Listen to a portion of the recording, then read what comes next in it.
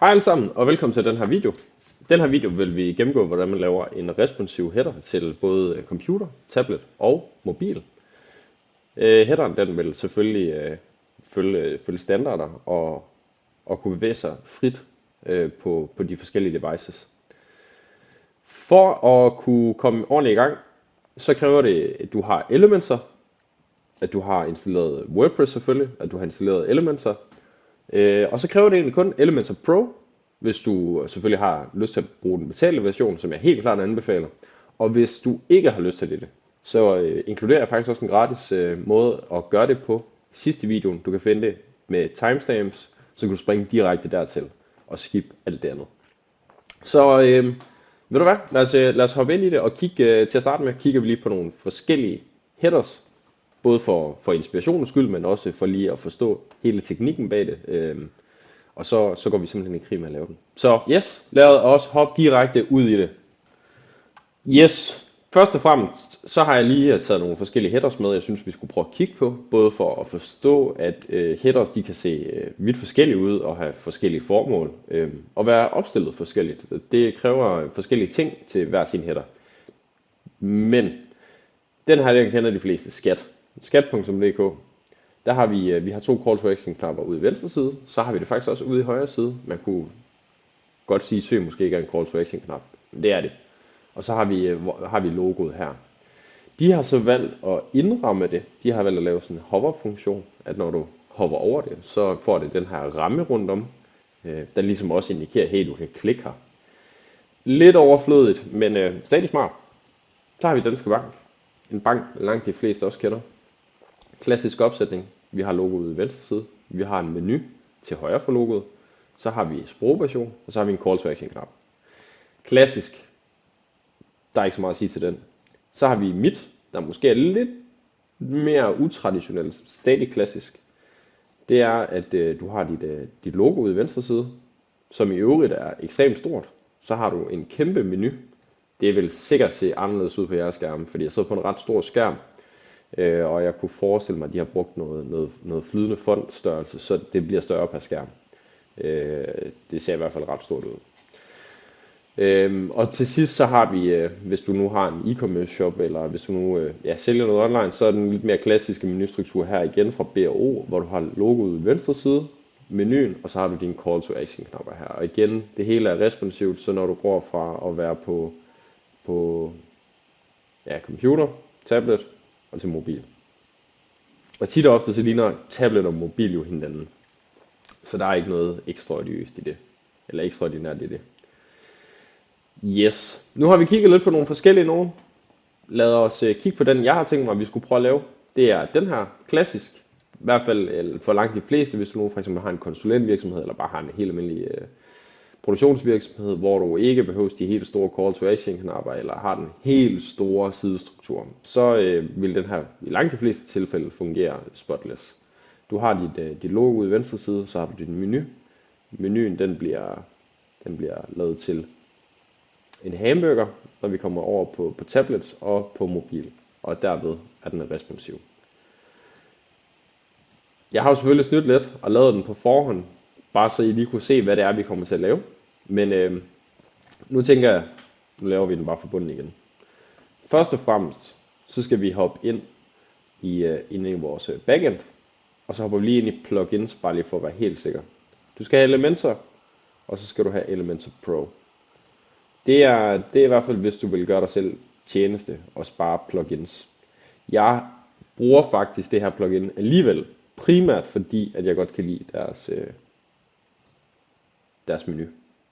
Den der standard kommer med Elementor, har jeg lang tid synes har en masse problemer, så jeg har valgt at bruge den her. Nå, nu skal vi have tilføjet den, så vi hopper først og fremmest over i vores sidemenu, så går vi ind i skabeloner og trykker tilføje ny. Så bliver du tilbudt at lave en masse forskellige skabeloner. Den første, vi gerne vil kigge på, det er sidehoved, som de har valgt at kalde det. Og jeg kalder den header, fordi det er det er. Så opretter vi den. Så kommer du egentlig, hvis du har Elementor Pro her, så bliver du tilbudt en masse forskellige templates, så de er sikkert også fine og kan godt benyttes, men tit og ofte så er det bare måske ikke det, man søger. det er jo nogle pre-templates her, og det kommer, det vil fungere for langt de fleste, men det er jo bare ikke altid, man støder ind i det behov, man lige har. Og så kan jeg egentlig godt lide at lave det selv, fordi så har du selv styr over alle designsene. Hvis vi nu tager udgangspunkt i den her, den er helt klassisk. Vi har et logo, og vi har en menu. Så det, som I kan se her, så kræver det, at vi har to strukturer. Eller vi har to kolonner. Så jeg tager først og trykker på det her lille plus her, som laver en sektion. Det er den store. Så har vi vores kolonner. Det er, hvor mange kolonner vi skal have deri. Jeg vil have 2, fordi jeg har et logo, og jeg har en menu. Hvis du har defineret dit hjemmeside-logo, så kan du bruge den her widget. Men det har jeg ikke, så jeg bruger altid billede, som vi har lige her. Inde i mit billede, der vil jeg så at sætte mit logo ind. Nu mit logo, det er hvid, så jeg går over i min stil og ned i mine CSS-filter, og så sætter jeg simpelthen lysstyrken til mørk. Det gør jeg af den årsag, at når jeg har et hvidt billede, jeg laver til sort, hvis jeg nu for eksempel gerne vil have, at logoet skifter farve, det kan være, at man har en gennemsigtig header, og man gerne vil have, at logoet skifter farve, så kan man gøre det med JavaScript. Men det er en lidt tungere video, der måske passer bedre til et andet tidspunkt. Så nu har vi sat vores logo ind, så skal vi også have vores menu. Og det er den menu, jeg altid bruger. Det er den, der hedder Header Footer Builder. Og den fungerer rigtig, rigtig fint for mig. Igen, jeg synes, den der kommer sådan out of the box med elementer, den er sgu lidt træls. Vi har vores logo, det skal vi have venstrestillet, så har vi vores menu, den skal vi have højrestillet. Så vi aligner den i højre side, og så på responsiv, så aligner vi den egentlig også i højre side. Det gør vi af den årsag, at når vi så kommer på mindre skærme, så vil vi gerne have den i højre side, og ikke i midten eller i venstre side af vores menu. Og vi ændrer vores breakpoint, det ændrer vi til mobil, fordi vi vil egentlig gerne beholde menustrukturen, indtil vi rammer mobil. Så langt så godt. Nu kan man sige, nu er headeren jo faktisk bygget, men den er jo ikke færdig. Det vi så gør, det er, at vi tager fat i sektionen heroppe. Det gør du ved de der 6 prikker, der er lige her i midten. Så klikker du spalteafstand, intet mellemrum. Det gør, at hvis du ikke selv på forhånd har været inde og prædefinere det, så er der faktisk en padding, og padding det betyder bare mellemrum ind i de her sektioner. Nu kan jeg lige prøve at vise det standard igen. Så kan I se, at der kommer lige 10 pixel heroppe. Og igen, jeg kan godt lide at være i fuld kontrol, så jeg sætter det altid til intet mellemrum, så kommer der ingenting, så kan jeg selv definere det.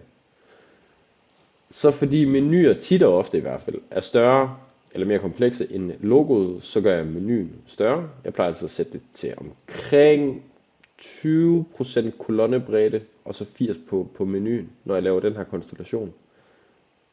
Det fungerer rigtig fint for mig. Højde. Der er der 2 måder at gøre det på. Du kan vælge at lave pixel, altså du vil gerne have 10 pixel højdeforskel i top og i bund, og så vil du måske gerne have 20 ved siderne.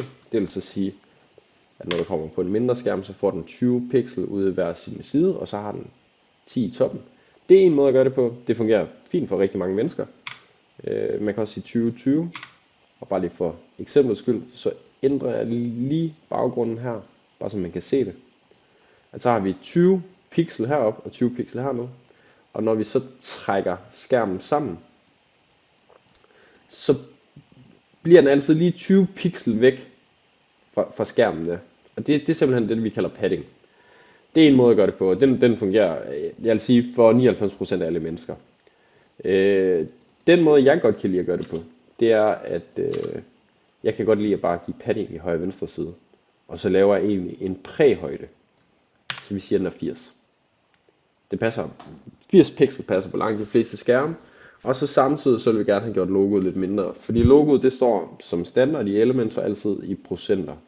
Og 100%. Så den vil forsøge at fylde kolonnen. Men det kan se dumt ud på større og mindre skærme. Så jeg plejer altid personligt selv at prædefinere bredden i pixel.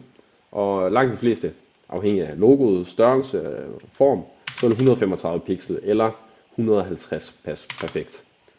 Så det gør vi også her, 150, og så går vi fra billedstørrelse fra large og så til fuld, og det gør vi fordi, at ellers så kan den godt finde på at kroppe det ned og gøre billedet pixeleret.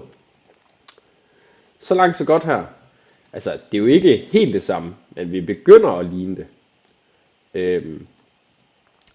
Så skal vi have kigget lidt på menuen herovre.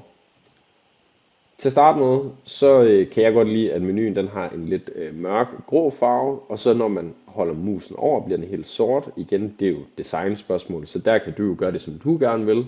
Det er i hvert fald sådan, jeg har tænkt mig at gøre det.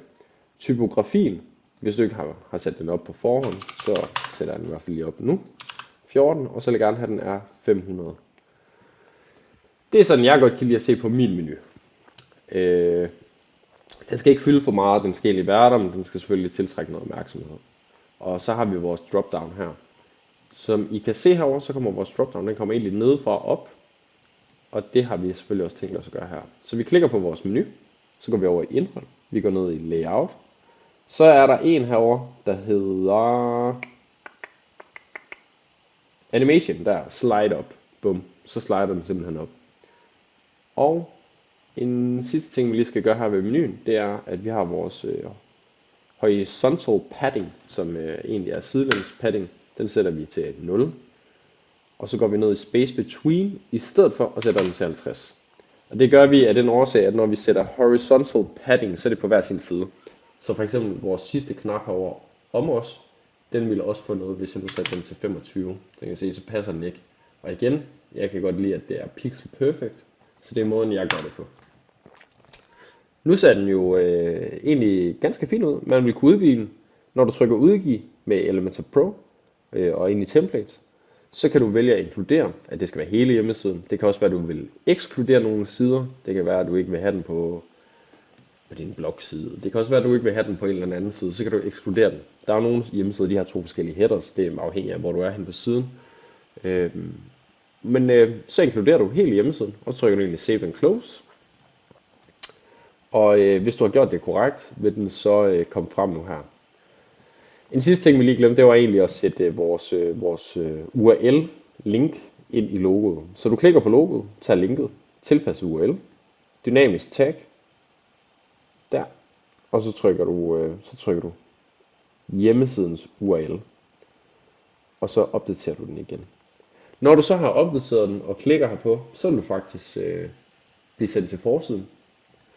De her links, de virker ikke, fordi der er ikke nogen undersider på. Men ja. Og så kan jeg se, at vi har lige lidt padding issues her. Så vi tager vores menu, klikker på den igen, går i dropdown. Så i dropdown her, der har vi igen vores horizontal padding. Og hvis vi lige holder musen over, så kan vi se, at hvis jeg nu skriver 25, så bliver den faktisk flyttet 25 ind.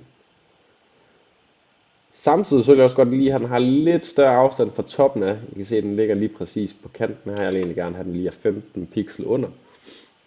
Det er en smagsag. Det kan også være, at vi bare sætter den til 10 pixel. Og så vil jeg egentlig gerne have mine borders, altså mine hjørner, de er lidt runde, så jeg giver den 5 pixel. Det synes jeg, det ser godt ud. Det ser lidt moderne og lidt frisk ud. Så gemmer vi den, og så tjekker vi lige igen. Fedt. Nu prøver vi lige at trække dem sammen her og sige, okay, den beholder sin 20 pixels padding ude i siderne. På tablet, der bliver den egentlig også, og så på mobil, der går den over her.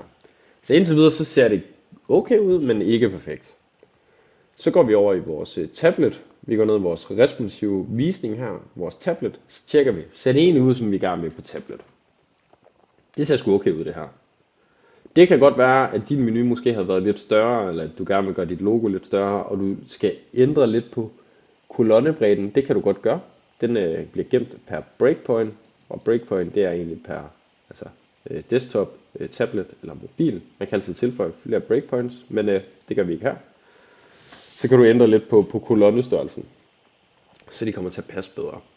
Og så tager vi lige den sidste på mobilen. Så kan vi se, at vi har vores logo i toppen, og vi har vores menu ude i højre side. Det ser lidt dumt ud. Der tager vi igen vores kolonner, fordi at det bliver defineret per breakpoints. Så giver vi vores logo 50, og så giver vi vores kolonne med vores menu 50. Menuen den fylder jo ikke særlig meget. Det er jo en hamburger menu, så den har ikke brug for meget mere plads. Og når vi har gjort det, så trykker vi egentlig bare opdater. Så går vi lige tilbage, forhåndsvisning, trykker lige på logoet, så vi bliver sendt til forsiden. Og så kan vi prøve at trække i den, og så kan vi se, nu ligger hamburgeren faktisk lige ved siden af. Og den vil være responsive på alle devices. Så langt, så godt. Nu har vi lavet en header med Elementor Pro. Den ser godt ud. Den er responsiv. Fedt.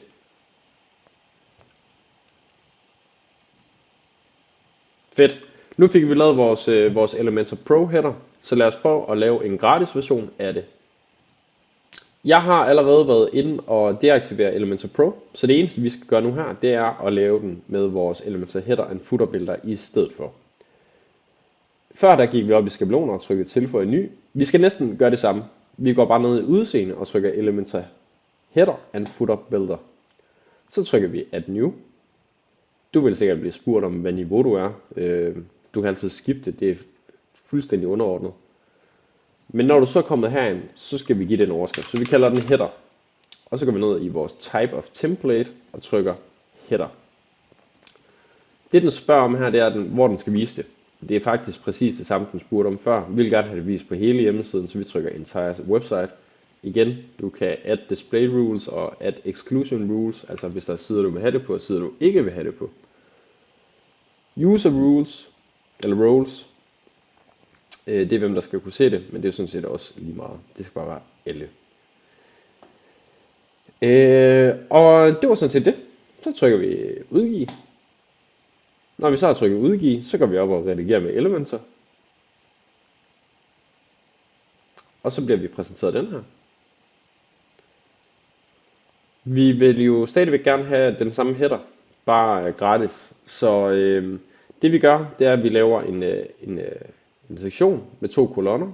Vi gør præcis det samme. Vi sætter vores billede i. Og vi sætter vores menu ind. Igen, header, footer, billeder. Over i billedet, der trykker vi billedstørrelsen fra fuld, eller fra large til fuld. Så vælger vi vores logo. Jeg går som altid ind og sætter noget lysstyrkefilter på her, så det bliver mørkt. I bredden, der går vi fra pixels, eller fra procenter til pixels. I stedet for 100%, så får jeg 150 pixels. Jeg venstrestiller mit billede. Og jeg husker at linke det til min hjemmeside. Nu hvor vi ikke har Elementor Pro længere, så kan du ikke bruge dynamiske tags. Men du kan stadigvæk link. Så du skriver bare www, og så din hjemmeside. I det her tilfælde, der er det faktisk create.billyweb. Det kan du se heroppe. Create.billyweb. Og så har du den egentlig gemt det. Så har vi vores menu herovre. Igen. Jeg vil rigtig gerne have den venstrestillet. På mobilen skal den også være venstrestillet. Jeg ændrer mit breakpoint til mobil. Og jeg husker at sætte min animation til slide up. Sådan der. Jeg går over i min stil.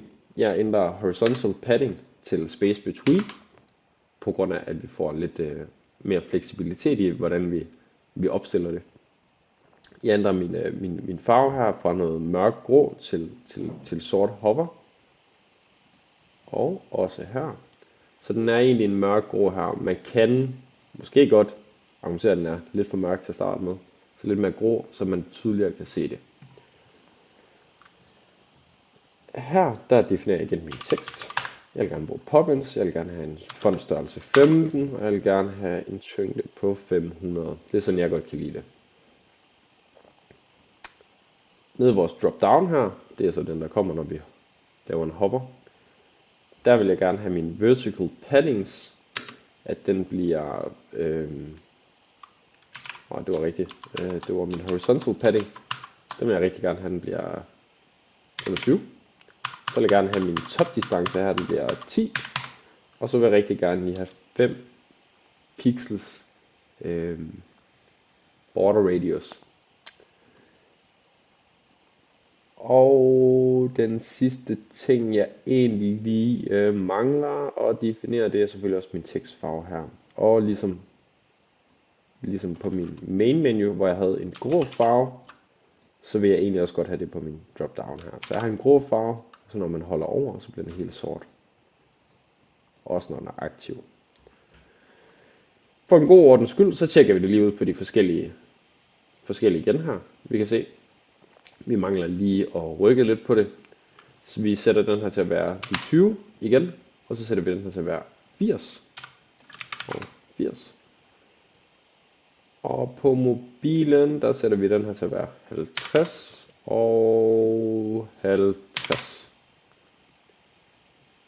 Den sidste ting, vi egentlig mangler nu her, det er, at i Elementor Pro, der viste jeg også, hvordan man satte højden og margin og padding og alt det her. Det gør jeg også her. Jeg går fra spalteafstand, den er standard, der er 10 pixels. Det kan du se, der er 10 pixels fra toppen og så ned til min menu.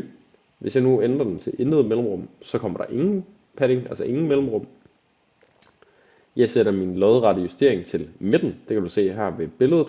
Den er i toppen nu her. Så hvis jeg nu sætter den til midt, så rykker det ned i midt. Og så siger jeg højde. 80 pixel. 80 pixel passer til langt de fleste designs, jeg arbejder med. Det kan godt være, at du skal op i 100 pixel, måske noget 60 pixel, afhængig af, hvordan du vil sætte dit op. Og den aller sidste ting, vi mangler, det er, at vi har noget padding. Så vi har 20 pixel og 20 pixel. Det skal vi også lige have på vores tablet. Det har den, fordi den adopterer paddings på tværs af breakpoints. Så du kan se, at den er ved med at holde de 20 pixel. På mobil, der vil sige 20, det er for meget. Jeg sætter den altid til 10, men det er en smagsag. Bare du husker at holde det konsekvens over hele siden. Og bum, så fik du lavet en header, der både er responsiv, gratis, og det tog højst sandsynligt ikke meget mere end 10 minutter for dig. Så jeg håber, at du kunne lide den her video. Hvis du kunne lide den og kunne bruge den, giv den noget kærlighed. Jeg kommer til at lave nogle flere af de her videoer, hvor jeg gennemgår forskellige ting. Har du nogle emner, du gerne vil have, vi prøver at gennemgå, så skriv dem ned i kommentarer. Kunne du godt tænke dig at se mere, så husk at like og subscribe. Og ellers så håber jeg bare, at du får en fantastisk dag. Hej igen.